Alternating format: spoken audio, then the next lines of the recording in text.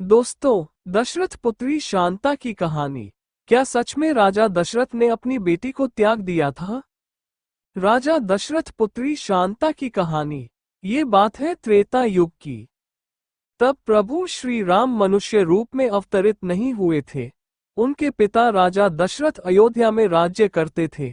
महाराज दशरथ वेदों के ज्ञाता, दूरदर्शी, महान तेजस्वी राजा थे। वे इक्ष्वाकु वंश के अतिर्थी थे। अतिर्थी वह योद्धा होते हैं जो एक साथ 10,000 महारथियों के साथ अकेले युद्ध करने में समर्थ होते हैं। राजा दशरथ के राज्य का वैभव एवं प्रतिष्ठा दूर दूर तक फैली थी।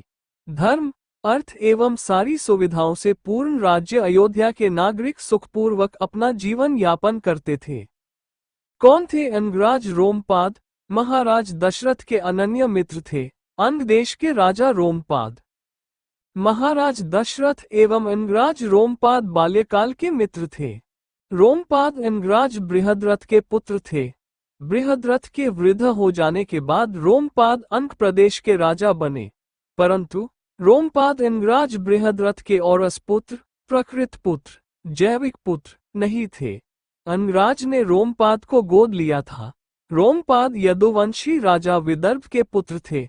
राजा विदर्भ एवं राजा बृहद्रथ अनन्य मित्र थे। राजा विदर्भ के अनेक पुत्र थे, परंतु अंगराज बृहद्रथ के एक भी नहीं।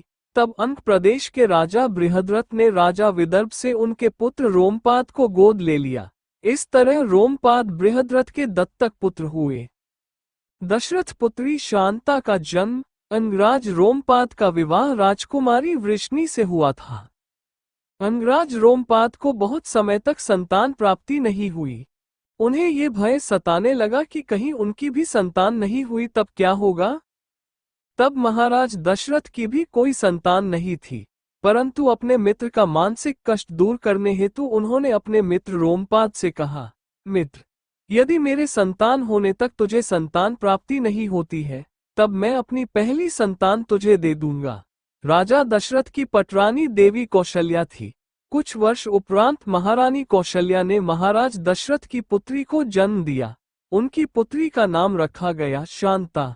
बाल्यकाल से ही शांता दिव्य लगती थी। उनके माता पिता उनसे अत्यधिक प्रेम करते थे। अंगराज रोमपाद ने याद दिलाया राजा दशरथ को उनका वचन। अंगराज रोमपाद को भी इस समाचार का पता चला। अंगराज रोमपाद अपने मित्र से मिलने चले आए। पहले रोमपाद ने बच्ची को आशीर्वाद एवं सप्रेम भेंट दिया। कुछ पहर बाद उन्होंने महाराज दशरथ को उनकी कही बात याद दिलाई, साथ ही विनती की एवं संतानहीनता की व्यथा कही। महारानी कौशल्या जानती थी कि महाराज दशरथ वचनबद्ध है, परंतु महाराज को अपनी पहली संतान से प्रति प्रगाढ़ प्रेम भी था।